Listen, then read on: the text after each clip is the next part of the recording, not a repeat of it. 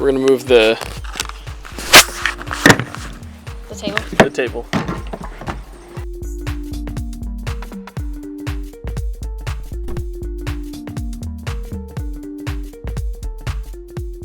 My droid. Each paint's only cost me like $3. And then there's Phantom Gray. Very transparent green. Ooh. Look at that. We're gonna go check another spot out because I think neither of those are really. This is all the stuff that we would be using for like D&D and war gaming and stuff like that. No, I know that. Great age. Oh, there you go. Are you excited to paint your droid? Yeah. I'm excited to paint my droid. I just really hope my idea works because you know how they get the chrome on Mando's armor? Yeah. So basically what they do is they take they hit it with a black gloss and then dust it with the chrome silver, and then that's how they get the chrome on there. So my theory is that if I try doing it with a green gloss and then dusting it with the silver, we'll get a green metallic look. Yeah. I'm hoping. Crossing my fingers. Also, you need to set the white balance. I don't know what that That's means. why we look blue. I'll show you later. Luckily, there's an effect in HitFilm where I can literally correct the white balance, so it's not like a huge deal, but... Oh, we're supposed to look like we're from Twilight. No! Those movies are good, though. I enjoy those movies. The table's white, so it might have blown out, but... So, expose for the parts. Let's start with that. Sorry. You know how to expose? What I mean by that? No. Okay, see how like it's super hard to see them because they're blown out? Yeah. So when I say expose for this, you're trying to make these come into focus. So go ahead and darken the image. How? With the dials. Oh. Yeah, there you go. Yeah, see, because like right now it's like super bright. There you go.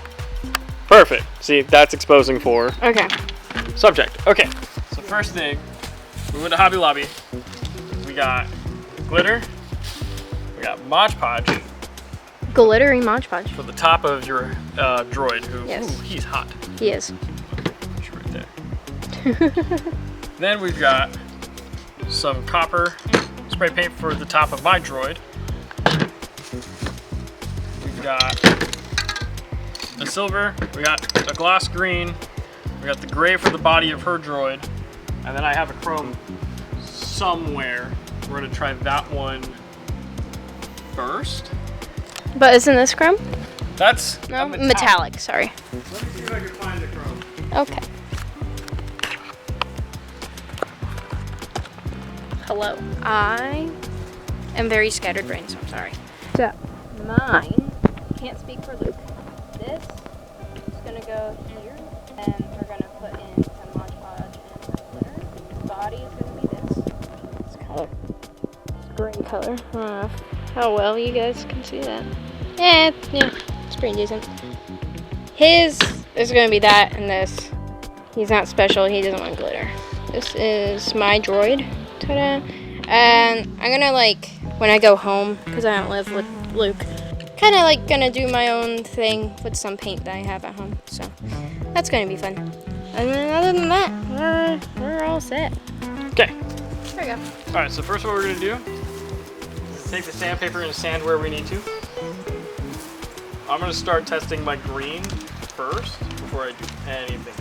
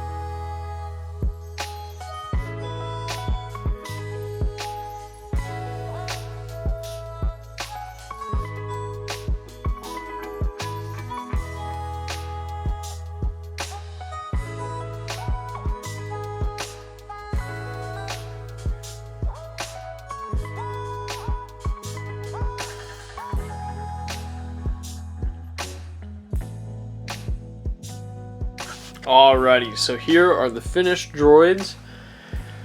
We got Emery's E3M4, who has a bunch of glitter on the top of the dome now, as well as the struts, and has a glittery fingernail for the arm, if I can get it to come out. We've got Sparky here with all of that green. There are areas that I do want to touch up on later, like this. I want to be silver. I want there to be silver on the inside of here, inside here, inside here. But I'm gonna go get like modeling paint silver and paint that in myself.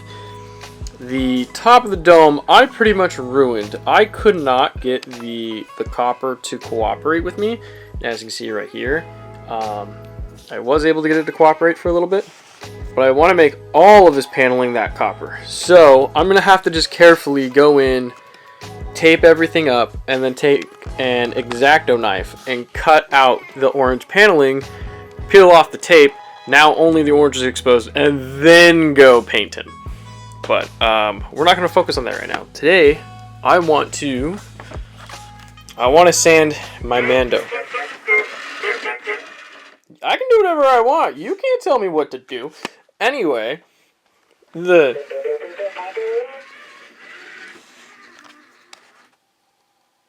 don't get to tell me what to do either. You're not part of this. He's got some areas of plastic weld that need to get fixed. That's fine. It's just a lot more sanding. I gotta sand here, here, here, hit him with the primer. Hopefully we got everything. I have a concern right here with the ears, because on the inside of the ears, and it's really hard to see because he is FDM 3D printed. You can see right here the filament layers. I need to get a set of fine sanding files, and maybe I'll go do that today when we go to Home Depot, but or when I'm out and about, because I gotta go drop off that Xbox, because that's the other thing. Unfortunately for me, it's appointment based, so I wasn't able to just drop it off and go fix it, so I'm gonna have to take it today when they open at 12 and drop it off. They'll get to it sometime later this week, and then they'll put it together. We're looking at probably a $90 fix. It's going to cost them $30. It's going to cost me $30 to diagnose it, $60 to fix it, and then worst case scenario, it needs a new drive, which just means it needs a new part, and it's going to need. That'll be an extra $100 to $120. So there is that, but we should be okay. I'm just ready to play Lego Star Wars on the original Xbox again. Just let me be a child. Yeah, so I'm gonna go ahead and get set up, because we're gonna go ahead and fix my helmet. We're gonna go fix Emery's helmet, which means fiberglass resin. So yeah, that's what we're gonna do. Let me know when we're rolling. You're going. Okay. So first we've got the resin, which I'm realizing I don't see the hardener. So I need to find the hardener for that real quick. But we're going to take the fiberglass cloth and we're going to put it in the inside of this helmet, because my dad cracked it. So now it just wants to break.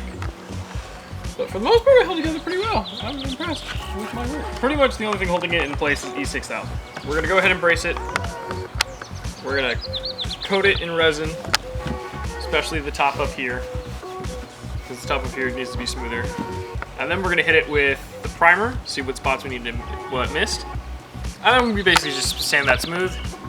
And honestly, with the amount of work we've already done on it, we should be good. And then I just need to find her attachment pieces, and we can gotta get that sorted. Mine just needs to get sanded.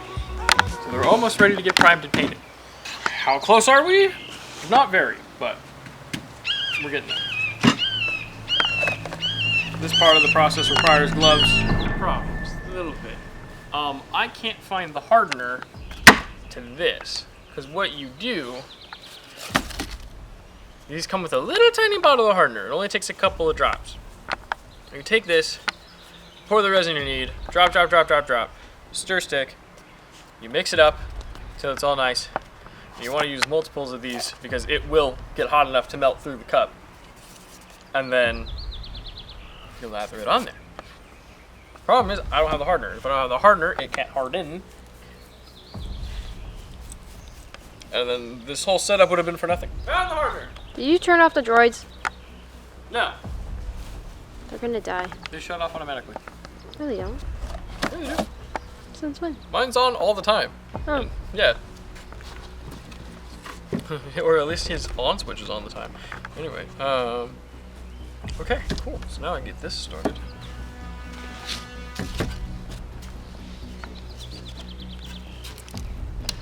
Question is this gonna open, or am I gonna need to grab a freaking thing again? Finn!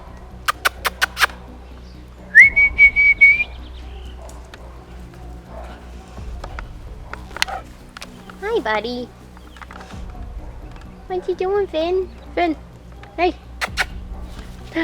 Hi. Okay. Pliers. There's some right there. I don't use this very often.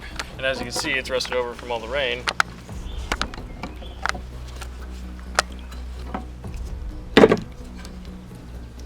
I need to get a different one. This is the one I wanted. And then I found another chip brush, so yay! Come on, I really don't want to go spend another like almost $60 just, or 40 bucks just to get a new thing. And this is why we don't leave things outside where things can get rusted over. I unfortunately don't have a choice.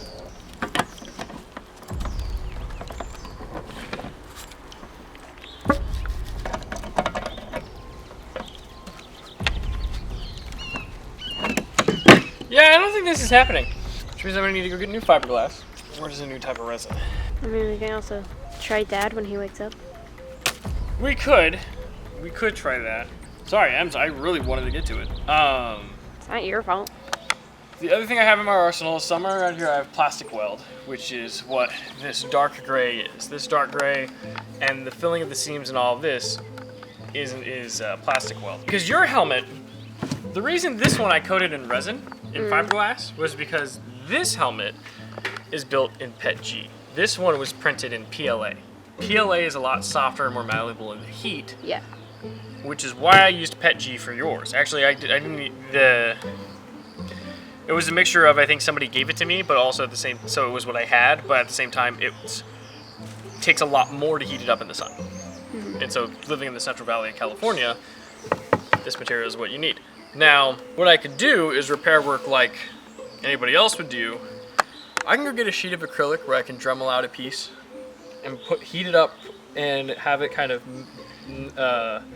bend with your helmet. Put it along the seam, put it along this bit here, and then glue it together with plastic weld. And then by then, like within a couple hours, we can then take the plastic weld and put it throughout the crack right there. So now there's plastic weld on this side, there's plastic weld on this side. It's completely sandable, and then we can sand that smooth. And then honestly, use the plastic weld to also fill in the holes here, as well as the grain lines here. Question. Yep. By the way, I have to go to the store. That better than what you're talking about, or is the other one better than that? You know, that's a good question. Fiberglass is risky. I never want to put it on the inside of the helmet, which is what I was going to do because it's sharp.